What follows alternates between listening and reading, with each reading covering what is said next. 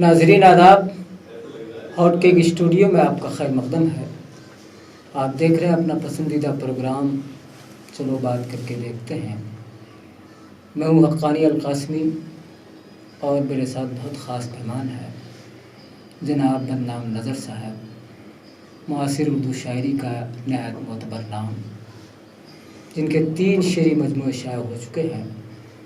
ان کا پہلا مجموعہ تہی دست کے عنوان سے شائع ہوا تھا، دوسرا شعری مجموعہ نزول کے عنوان سے شائع ہوا ہے، اور تیسرا مجموعہ بار گراں ہے، جس میں ان کی غزلیہ اور نظمیہ دونوں شاعری کا بہت ہی خوبصورت انتخاب ہے۔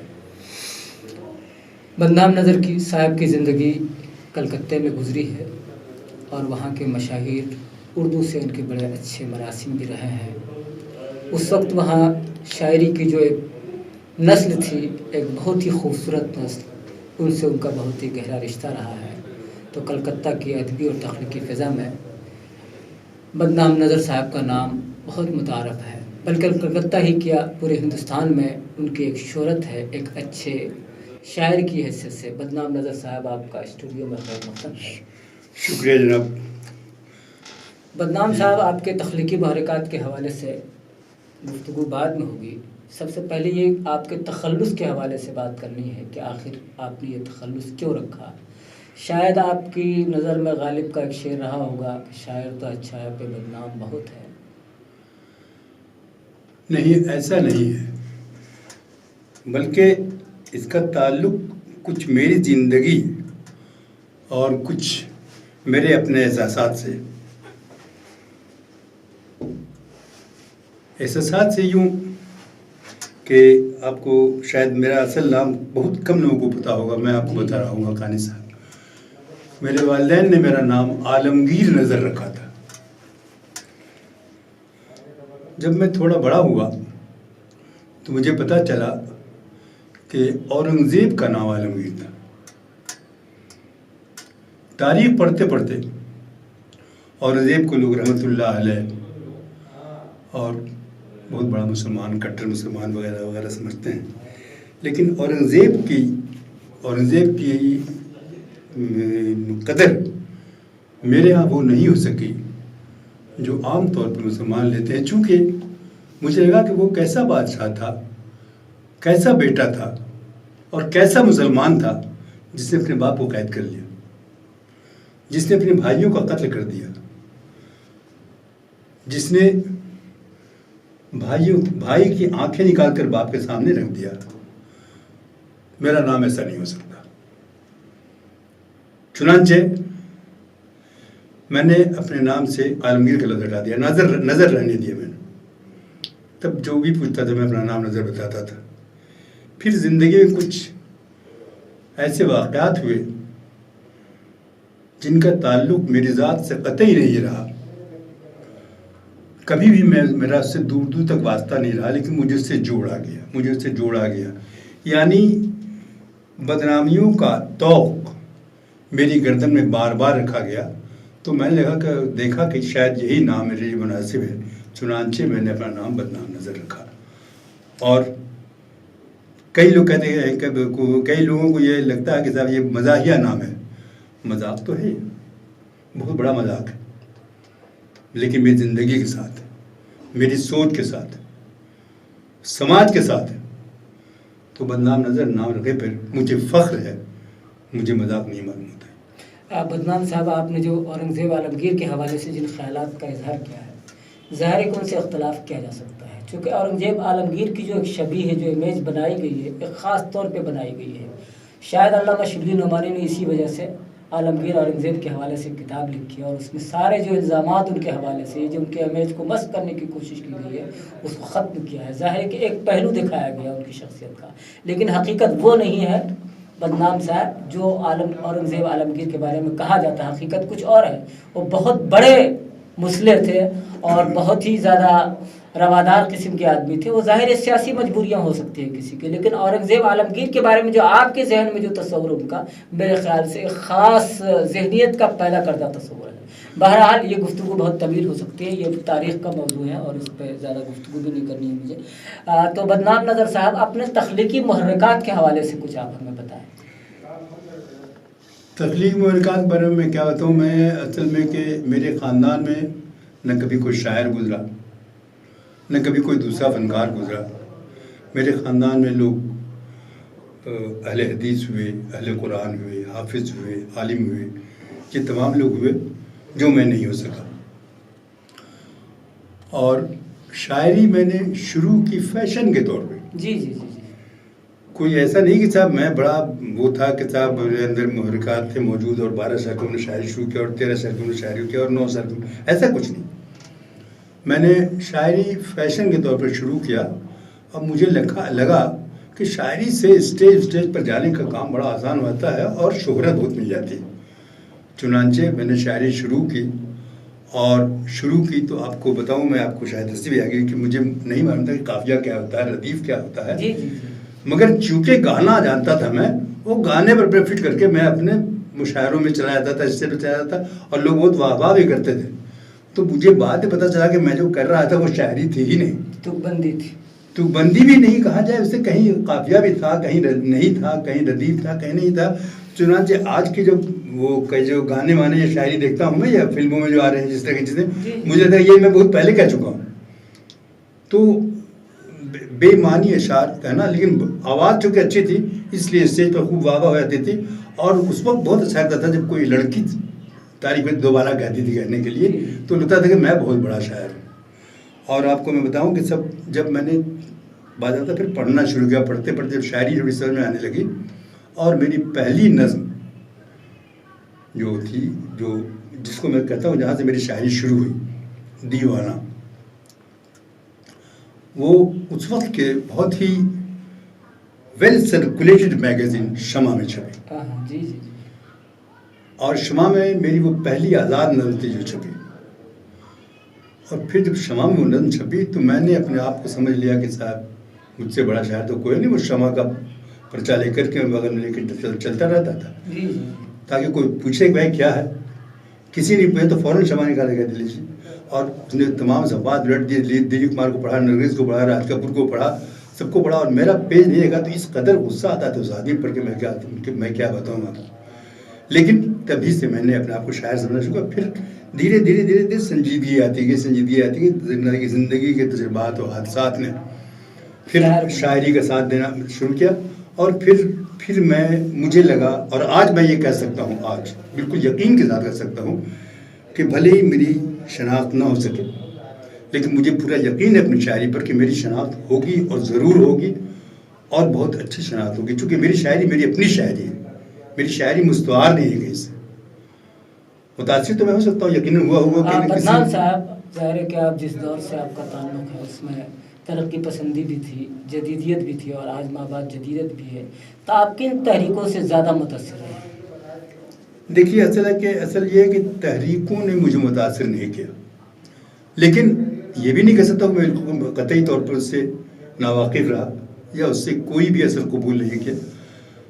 مثلاً ترقی پسند تحریک تھی تو بنیادی طور پر شاید میں کمیونسٹ تھا، تو ظاہر ہے کہ متاثر تو گیا ہی مجھے، اور ان کے اثرات بھی میری شاعری پر ہیں.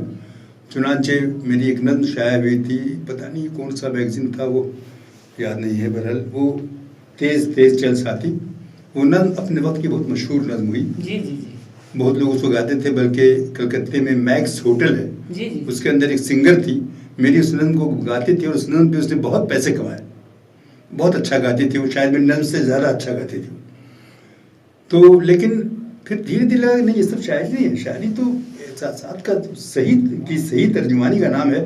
تو دھیرے دھیرے ترقی پسند رجحانات جو تھے میرے ہاتھ یقیناً تھے، وہ دھیرے دھیرے کم ہونے لگے، اور پھر ذات کی شناخت زیادہ ہونے لگی، اور خارجی سے داخلی تصورات زیادہ ہونے لگے شاعری میں. چنانچہ اس وقت مجھ کو یہ کہا کہ یہ جدیدیت سے متاثر تھا، کہ میں جدیدیت سے کلی طور متاثر نہیں تھا.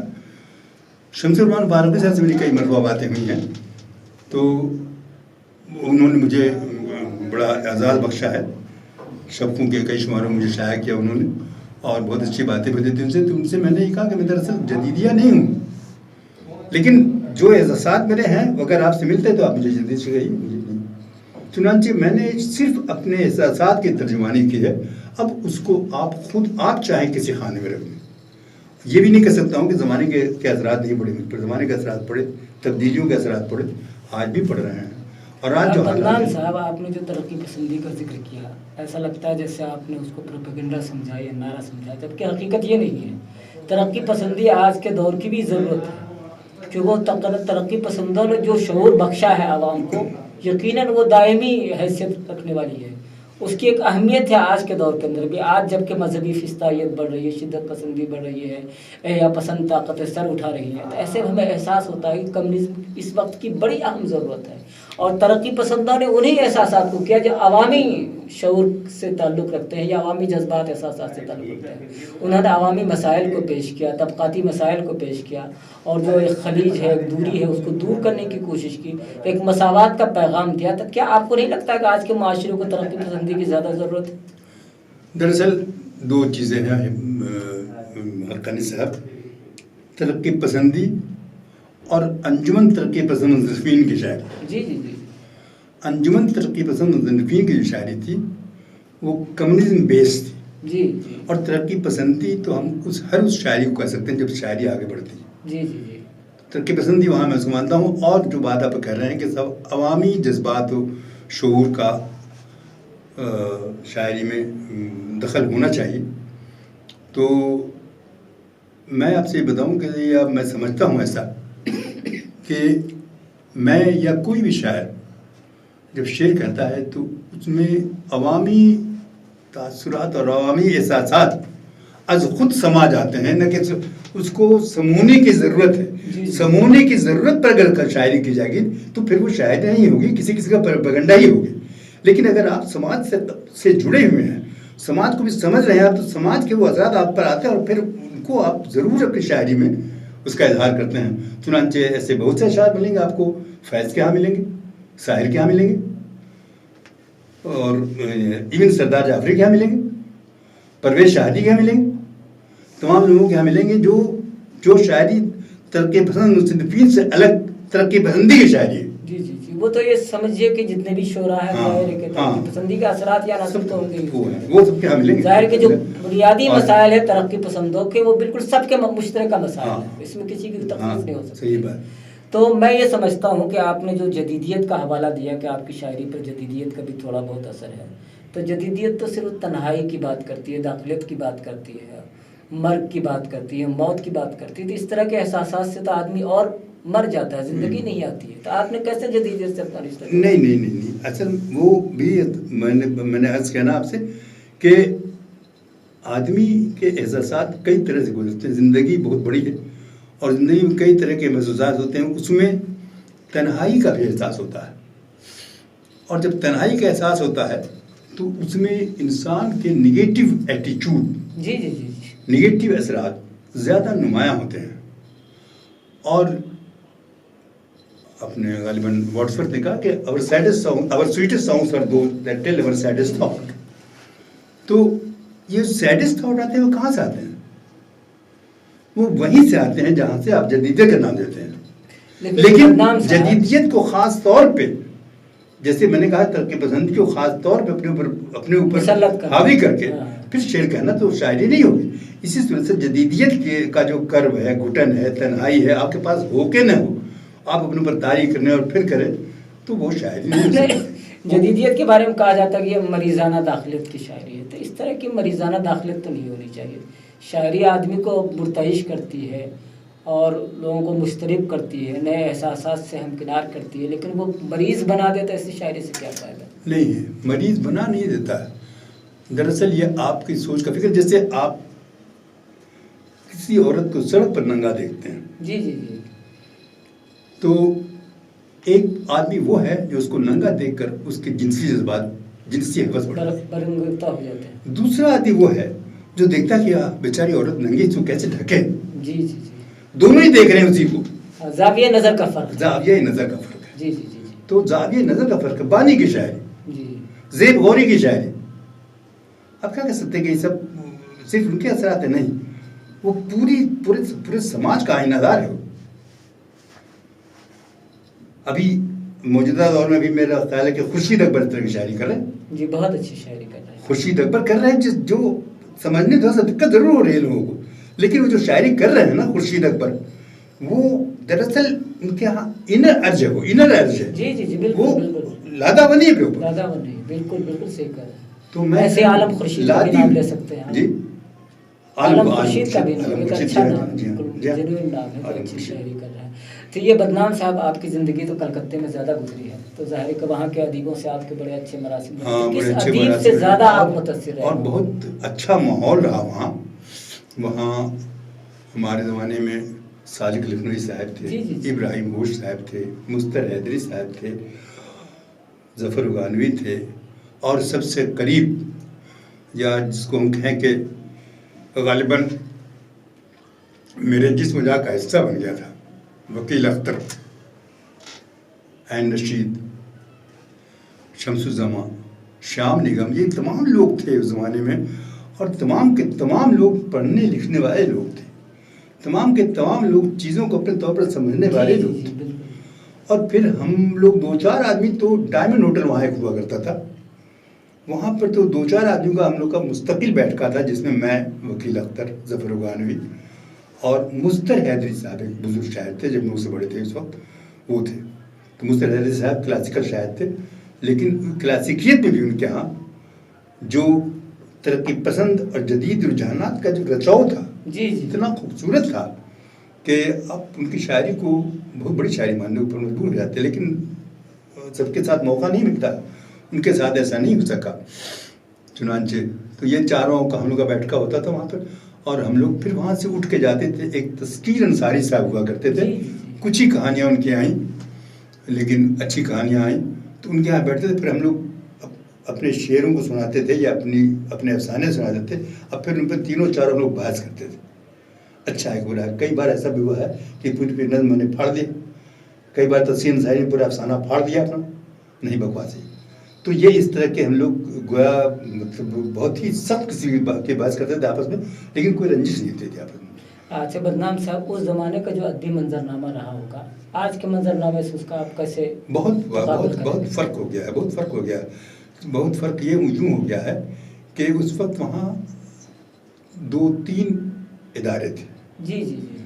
ایک تو بالکل جدیدیوں کا ادارہ تھا رائٹرز کارنر، جس میں میں نہیں تھا، چونکہ اس کے ساتھ لیبل لگا تھا جدیدیوں کا، اس لیے میں نے اس میں، چونکہ میں نے کہا نا کہ اپنے اوپر میں نے کبھی لیبل لگانا نہیں چاہا. جی جی جی. اور ایک ادارہ تھا سخنزار. جی جی. تو یہ سخنزار، اس میں جو اس وقت کے بہت نامی شاعر تھے اعجاز افضل، وہ تھے. اس کے علاوہ سالک صاحب، ابراہیم ہوش صاحب، اور انیس رفیع جو افسانہ نگار ہیں ابھی، وہ بھی تھے. تو یہ ادارہ ہوا یوں اس زمانے میں کہ نہ چاہتے ہوئے بھی 2 گروپ بن گیا تھا. باضابطہ نہیں ہوئی، یعنی کوئی اعلان نہیں تھا، لیکن 2 گروپ بن گیا تھا، جس میں ایک گروپ میں وکیل اختر، ظفر اگانوی اور مستر حیدری صاحب کو بھی سمجھاتا تھا، اور یہ بھی سمجھاتا تھا کہ رائٹرز کارنر ان کا ساتھ دیتا ہے، اور یہ ہوتا بھی تھا، سچ بھی وہ ساتھ دیتا تھا میرا. دوسری طرف وہ تھے جو ترقی پسند لوگ تھے، جس میں سالک صاحب سب سے بڑے تھے. سالک صاحب اور ابراہیم ہوش صاحب اور اعجاز افضل صاحب، یہ لوگ تھے. تو انہوں نے ایک جو بنایا سخنزار، تو یہ ہماری شاعری اور ان کی شاعری کے بیچ میں مقابلہ ہوتا رہتا. اچھا. ہمارے ادب اور ان کے ادب کا یہ مقابلہ. پھر اس کے بعد وہ رپورتاج آتی تھی. رپورتاج کے معاملے میں بہت ایماندارانہ ہمارے ابراہیم ہوش صاحب دونوں ہی کی رپورتاج بہت ہی خوبصورتی کے ساتھ اور ایز اٹ از چھاپتے تھے، کوئی کاٹ شاٹ نہیں. تو اس کی وجہ سے کافی اچھا ماحول ہو گیا وہاں، کریٹو ماحول ہو گیا. تنقیدی ضرور تھا، لیکن اس تنقید میں بھی ایک تخلیقی قوت، کارکردگی سے بہت اچھے نتیجے بھی برآمد ہوتے ہیں. تو اس زمانے میں یہ 2 تحریک چلے تھے. اور ایک اور ادارہ تھا جو شاید آج بھی چل رہا ہے، بزم احباب. جی جی. جس میں سب قسم کے لوگ ممبر تھے. ہر وہ شاعر جس کی تھوڑی سی پہچان ہوتی تھی، اس کو بزم احباب کا ممبر بنا لیا جاتا تھا. اس وقت اس کے سیکریٹری تھے غالباً رضا مظہری صاحب. جی. تو اس کا بھی میں ممبر رہا ہوں، وکیل اختر بھی رہے، ظفر اگانوی بھی رہے. تو یہ ایک ایسا ادارہ تھا جو سب کو رکھتا تھا اپنے ساتھ. اور ان کی نشستیں ہوا کرتی تھیں. اچھا بدنام صاحب، بات کو یہ کاٹتے ہیں. مسئلہ یہ ہے کہ آپ کی 3 کتابیں آ چکی ہیں، شعری کتابیں. تو یہ بتائیں آپ کو اس کا کیا رد عمل قارئین کی طرف سے آیا؟ یہ جو آپ کو شہرت مقبولیت ملنی چاہیے تھی، آپ کو ملی یا نہیں ملی؟ یا آپ کو ہمارے ناقدین سے کچھ شکوہ شکایت بھی ہے؟ ناقدین سے تو شکوہ میرا خیال ہے ہر شاعر کو رہا، اور مجھے تو بہت زیادہ ہے. جی جی جی. بہت زیادہ اس لیے ہے کہ میں نے تقریباً تمام لوگوں کو اپنی کتابیں بھیجی 23.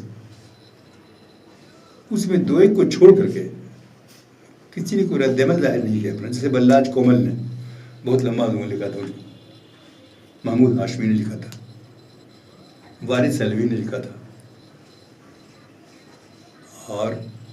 اور کسی نے کوئی اپنا رد عمل ظاہر. سر جب اتنی بڑی شخصیتوں نے لکھ دیا تو آپ کو شکایت ہونی ہی نہیں چاہیے تھی. جی. ان تینوں کے بعد کسی اور کی ضرورت تو رہ نہیں جاتی. نہیں، ضرورت نہیں رہتی. جیسے میں نے اور لوگوں کو جو دیا، جو دوسری، یہ تو ایک طرح سے ہو گیا نا کہ جیسے کہ یہ سب جدیدیہ لوگ ہو گئے. اس وقت بلراج کومل پر جدید کا لیبل لگ چکا تھا. تو دوسری طرف سے میں نے کہا جو میں اپنے آپ کو الگ کرنا چاہتا تھا، جس سے کہ مجھ پر لیبل نہیں لگے، لیبل لگ گیا میرے اوپر. ترقی پسندوں کو دیا، کسی نے کوئی جواب نہیں دیا. سردار جعفری صاحب. نہیں، عام قارئین کا کیا رد عمل ہے آپ کی شاعری میں؟ عام قاری تو ایسا ہے کہ میری شاعری عام قاری کے لیے ہے بھی نہیں. عام قاری کا رد عمل کوئی بہت اچھا تو نہیں رہا، لیکن یہ بھی کہیں کہ سر کہ وہ ایسا بھی نہیں رہا کہ میں بددل ہو جاؤں. لوگوں نے یہ مانا کہ شاعر ہے، کوئی بڑا شاعر ہے، لیکن یہ نہیں ہوا کہ سب کے اس پر کوئی ان کا جیسے. پھر میں نے جب غزلیں کہنی شروع کی تو شاید تھوڑا سا عام قاری کا بھی، چونکہ نظمیں میری تھوڑی سی مشکل ہیں غزلوں مقابلے میں، تو غزلوں پر تھوڑا سا وہ ملا. تو غزلیں مجھے اس لیے ہلکی معلوم ہوتی ہے ہمیشہ کہ وہ سمجھے کہ نہیں صاحب یہ واہ کر جاتا. میں مشاعروں میں بہت گریز کرتا ہوں جانے سے، خاص مشاعروں میں ضرور جاتا ہوں، اچھے مشاعروں میں ضرور جانے کی کوشش کرتا ہوں، کوشش بھی کرتا ہوں.